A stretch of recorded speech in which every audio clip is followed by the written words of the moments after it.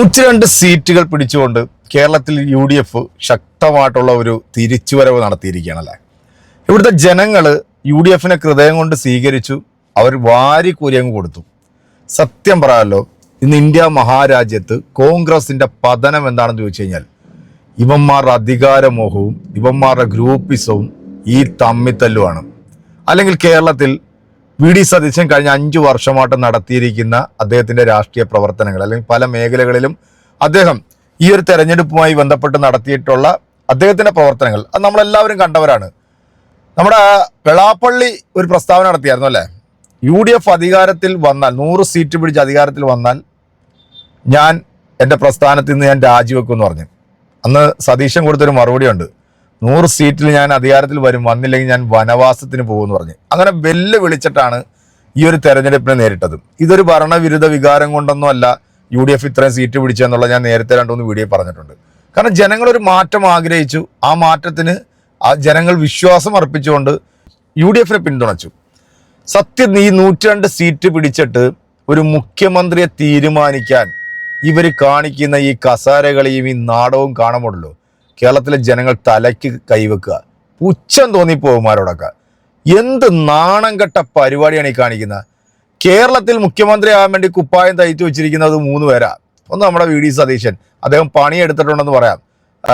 രണ്ടാമത്തത് നമ്മുടെ KC വേണുഗോപാൽ, നിലവിൽ അദ്ദേഹം സിറ്റിംഗ് MP ആണ്. പിന്നെ നമ്മുടെ രമേശ് ചെന്നിത്തല, അതിന് പിന്നെ എന്തായാലും കൊടുക്കത്തില്ല എന്നുള്ള കാര്യം ഉറപ്പായി വെച്ച് ഇനി ഏതെങ്കിലും ഒരു സ്ഥലത്ത്, ഇനി ആലപ്പുഴയിൽ തന്നെ അദ്ദേഹം മത്സരിക്കുക, അല്ലെങ്കിൽ അയാൾ മറ്റേതെങ്കിലും സ്ഥലത്ത് മത്സരിക്കാൻ വന്നാൽ ഞാൻ ഉറപ്പ് പറയാണ് 8 നിലയിൽ പൊട്ടും. പൊട്ടിയില്ലെങ്കിൽ ജനങ്ങൾ പൊട്ടിക്കണം. അതാണ് ചെയ്യേണ്ടത്. അധികാരത്തിന് വേണ്ടി, അധികാര മോഹത്തിന് വേണ്ടി ഈ കാണിക്കുന്ന തെണ്ടിത്തര. ഇപ്പൊ മാത്യു കുഴിനാടൻ പറഞ്ഞത് നിങ്ങൾ കേട്ടില്ലേ, മുഖ്യമന്ത്രിയെ തീരുമാനിക്കുന്നതിൽ ലീഗ് അഭിപ്രായം പറയേണ്ടാന്ന്. ഈ കൊണാണ്ടർ ജയിച്ച സ്ഥലത്ത് ലീഗിന് നല്ല സ്വാധീനമുള്ള സ്ഥലമാണ്. അവിടെ നല്ല ഭൂരിപക്ഷത്തിലാണ് മാത്യു കുഴിനാടൻ ജയിച്ചത്. ലീഗ് എന്ന് പറയുന്നത് UDFന്റെ ഭാഗമാണല്ലോ. ഈ 102 സീറ്റ് എന്നൊക്കെ പറയുന്നില്ല, ഈ മൃഗീയ ഭൂരിപക്ഷം ഒന്നും ഒരു പാർട്ടിക്കും കൊടുക്കരുത്. കൊടുത്തു പോയാൽ നമ്മൾ ജനങ്ങളെ ഇവന്മാർ വിഡ്ഢികളായി കളയും. ഇങ്ങനെയിട്ട് നമ്മളായിട്ട് വട്ടം ചുറ്റിച്ച് അന്തസ്സുണ്ടെന്നുണ്ടെങ്കിൽ KC വേണുഗോപാൽ എന്താ പറയേണ്ടത്? ഞാൻ മുഖ്യമന്ത്രി സ്ഥാനത്തേക്കില്ല, VD സതീശന് മുഖ്യമന്ത്രി സ്ഥാനം കൊടുക്കണമെന്ന് ആർജവത്തോടെ അയാൾ പറയണം. ഇയാൾ ഈ സ്ഥലങ്ങളിലെല്ലാം വന്ന് മൈക്ക് കെട്ടിവെച്ചിട്ട് UDFന് വേണ്ടി ഘോരഘോരം പ്രസംഗിച്ചല്ലോ. UDFനെ നിങ്ങൾ അധികാരത്തിൽ എത്തിക്കണം എന്ന് പറഞ്ഞുകൊണ്ട് പ്രസംഗിച്ചല്ലോ. നാണമുണ്ടോ, ഉളുപ്പുണ്ടോ ഇവർക്ക്? മാത്യു കുഴിനാട അങ്ങയോട് പറയാനുള്ളത്, സ്നേഹം കൊണ്ട് പറയാനുള്ളതാ, UDFന്റെ ഭാഗമാണ് മുസ്ലിം ലീഗ് കേട്ടോ. 27 സീറ്റ് മത്സരിച്ചിട്ട് അവർ 23 സീറ്റിലും വമ്പം വിജയം നേടി. ബാക്കിയുള്ള സ്ഥലത്തൊക്കെ നിങ്ങളെപ്പോലുള്ള ആൾക്കാർക്കൊക്കെ പിന്തുണയും തന്ന് നിങ്ങളും നല്ല രീതിയിൽ വിജയിച്ചു. എന്നിട്ട് ഈ മന്ത്രിസഭ രൂപീകരിക്കാൻ, അല്ലെങ്കിൽ മുഖ്യമന്ത്രിയെ തീരുമാനിക്കുന്ന ഒരു ചർച്ചയിൽ അഭിപ്രായം പറയണ്ട എന്ന് പറയുന്നതേ, അത് വീട്ടിൽ പോയി പറഞ്ഞാൽ മതി. അത് ഇവിടെ പറയരുത്. ഇവിടെ പറഞ്ഞാൽ ജനങ്ങൾ കാലേ വരെ നിലത്തടിക്കും. ഇപ്പൊ CPMന് കിട്ടിയിട്ടുള്ള പണി നിങ്ങൾ കണ്ടല്ലോ. ഇതിലും ദയനീയമായിരിക്കും കേരളത്തിൽ നിങ്ങൾക്ക് ഉണ്ടാകാൻ പോകുന്നത്.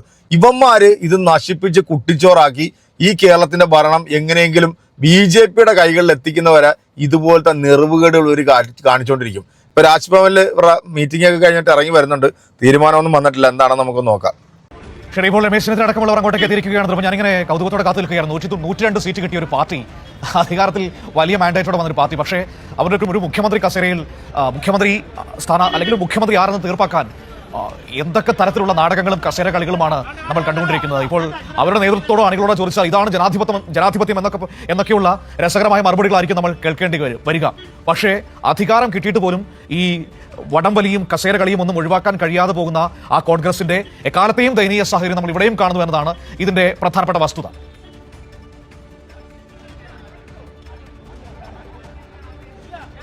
തീർച്ചയായും മനു, അത് ശരിയാണ്. കാരണം രാഷ്ട്രീയ കേരളം ഇനി എന്തൊക്കെ കാണണമെന്ന കാര്യം ഇന്ന് KPCC ഓഫീസ് ആസ്ഥാനത്തിന് മുന്നിലുള്ള ഈ ചിത്രം തന്നെ, ഈ ദൃശ്യങ്ങൾ തന്നെ വരുന്ന 5 വർഷക്കാലത്തെ പരിച്ഛേദമാണ് എന്ന് തന്നെ പറയേണ്ടി വരും.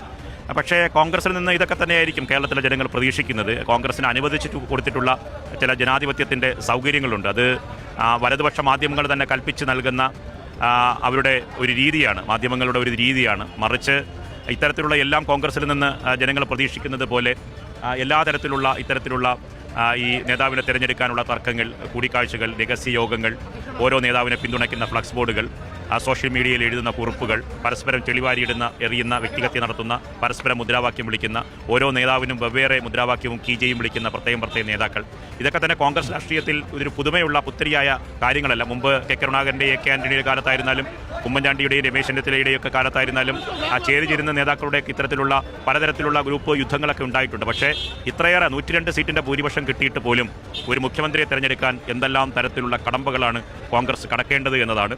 അതും ജനം ക്ഷമയോടെ കാത്തിരിക്കുമെന്ന് തന്നെയായിരിക്കും കോൺഗ്രസും UDF-ഉം കരുതുന്നത്. ഈ തെരഞ്ഞെടുപ്പ് കഴിഞ്ഞ ഇത്ര ദിവസമായി പലതരത്തിലുള്ള തർക്കങ്ങളുടെ വേദിയായി. ഇപ്പോൾ രമേഷ് പിഷാരടി, പാലക്കാട് MLA ആയിട്ടുള്ള രമേഷ് പിഷാരടി KPCC ആസ്ഥാനത്തേക്ക് വരുന്ന ദൃശ്യങ്ങളാണ് ഈ നിമിഷം കാണുന്നത്. സ്മൂത്തായി മുഖ്യമന്ത്രി തീരുമാനിക്കും.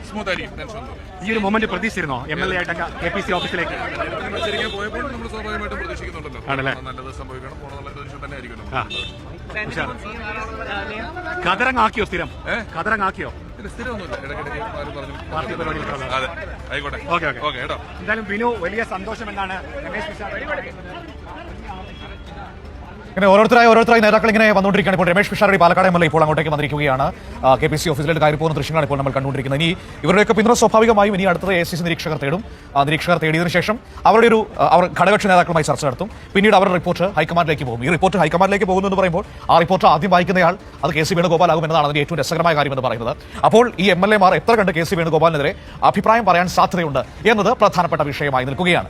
സത്യം പറയാമല്ലോ, നാണക്കേടെന്നല്ലാതെ വേറെ എന്താ പറയണ്ടല്ലേ. 102 സീറ്റ് കേരളത്തിലെ ജനങ്ങൾ അറിഞ്ഞു കൊടുത്തിട്ട് നിഷ്പക്ഷമായിട്ട് ഒരു മുഖ്യമന്ത്രിയെ തീരുമാനിക്കാൻ ഇതുവരെ സാധിച്ചിട്ടില്ല എന്ന് പറഞ്ഞു കഴിഞ്ഞാൽ അത് കേരള ജനതയോട് കാണിക്കുന്ന അങ്ങേയറ്റം അപമാനകരമായിട്ടുള്ള ഒരു പ്രവൃത്തിയാണെന്ന് പറയാതിരിക്കുന്ന നിവൃത്തിയില്ല. ഈ വോട്ട് ചെയ്തു കൊടുത്തിട്ടുള്ള എല്ലാ ജനങ്ങളെയും നിങ്ങൾ അപമാനിക്കുകയാണ് ചെയ്യുന്നത്.